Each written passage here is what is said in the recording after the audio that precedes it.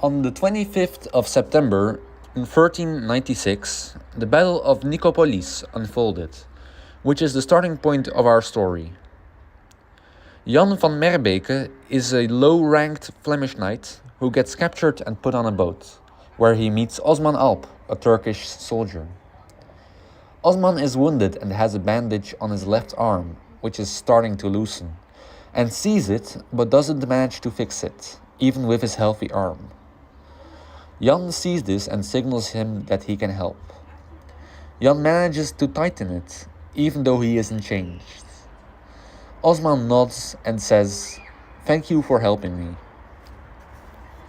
After a while, they see a huge storm coming their way. Waves hit the ship's hull like a huge battering ram. The boat started to take water and the crew needed everyone on board to help. During this chaos, Osman spots Yan almost falling off the ship and rushes towards him. He grabs Yan and pulls him back on board. Osman laughs and says, "Now I don't owe you one. You saved my life and I saved yours.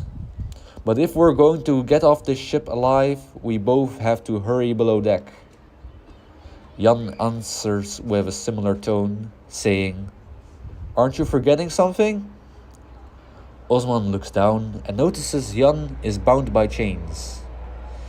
He grabs his sword and cuts the chain and helps him get up. They exchange a brief moment of silence when the captain yells, "Get below deck and help the others, you lazy vagabonds." Osman and Yan help the rest of the crew to patch the boat up and they sail safely off the storm. It all seems to be going well until the captain yells, "Why is that infidel out of his chains?" Osman tries to defend Yan, but sadly the rest of the crew only sees Yan as an enemy. Osman knows that Yan is going to be executed when they land in the capital. He decides that he must speak with the Sultan to save Yan once more. He enters the palace to beg the Sultan for Yan's life. The Sultan is convinced that Yan's execution has to be stopped and lets Yan live, but says that Yan is no longer his problem and that Osman will have to take care of Yan. Yan agrees to the Sultan and Osman also agrees to take care of Yan. Osman says to Yan, "I got offered a job on the coast of North Africa. Do you want to come with me?" Yan says, "Sure. I don't have anything that keeps me here anyways." "Me neither," says Osman. And so they go on a boat, stopping by Crete before continuing their journey to Cyrenaica. Once they arrive there, a slave buyer approaches them and says to Osman, "Is that one for sale?" Osman explains that Yan has been freed by the Sultan, and the slave buyer lets them go. Osman is supposed to guard a stone mine, and wants to go ask if Yan can also fulfill a role there.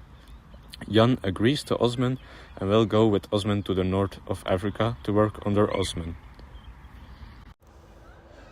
Over the next few weeks, Osman and Yan grew used to life in a North African mine. The days were hot, the nights were cold, and danger always seemed to hide somewhere in the rocky hills. Although the workers were suspicious of them at first, the two guards slowly earned their respect by protecting the mine from thieves and troublemakers. One day, the two of them caught the eye of the owner of the mine.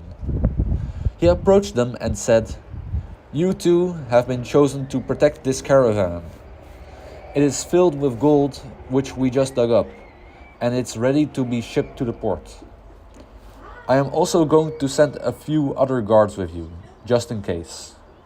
And remember, no funny business." Osman and Yan accepted the mission. "When does the caravan leave?" they asked. The mine owner replied, "It leaves tomorrow morning. Don't be late." They both nodded and went back to protecting the mine until tomorrow. Osman said, "I hope we don't encounter any bandits." Yan gave a small smirk and leaned back against a crate. "Even if we do, we have enough guards to crush them." Osman stayed quiet for a moment before replying, "Bandits attack when men become overconfident." The next morning, after Jan and Osman woke up early to inspect the goods, the caravan and the men were ready to depart to the port of Cyrenaica. At sunrise, the caravan left the mine. Whilst on the road to the port, Jan and Osman and the other men encountered a man who said that the road to the coast was blocked by bandits, and that they had to reroute to Banu Salem, which also has one of the most important ports of Africa. Osman, Jan and their men agreed to trust and to listen to this man and to reroute to the port of Banu Salem. But little did they know that this man was actually a bandit himself, who was guiding them straight into a trap. In between the sand dunes, they were suddenly attacked. Osman and Jan quickly understood that the man they encountered was a bandit and that he had led them into a trap. The camels escaped during the fighting. The guards had managed to repel the bandits for now, but their journey was stalled. The gold was too heavy to carry, so Jan and Osman offered to go to the closest city to see if they could purchase new transport. The guards who accompanied them on the journey offered to stay and guard the caravan, whilst Jan and Osman went on the search for new transport. It was a dangerous journey, because the bandits were still roaming the area. Jan noticed the village in the distance and said, "I hope they have water. Mine has run out." Osman said, "Out here, water doesn't stay cool for long, so I think you'll have to ask them for a watermelon." "Water what?" said Jan, who had never heard of watermelon before. "Watermelon is a big green fruit with red inside and black seeds." Jan nodded in disbelief because he had never heard of this fruit before. Jan and Osman approached the village and noticed their own camels had fled there. But there was a problem. In the meantime, some men had captured the camels and put them to their own use. Osman and Jan tried to convince the men to give the camels back to them. The villagers were fine with it on one condition: "Kill the bandits! They are destroying our village. Their camp is on that hilltop, just outside." Osman and Jan agreed to help the villagers and planned to raid the bandits at night, when they are the most vulnerable.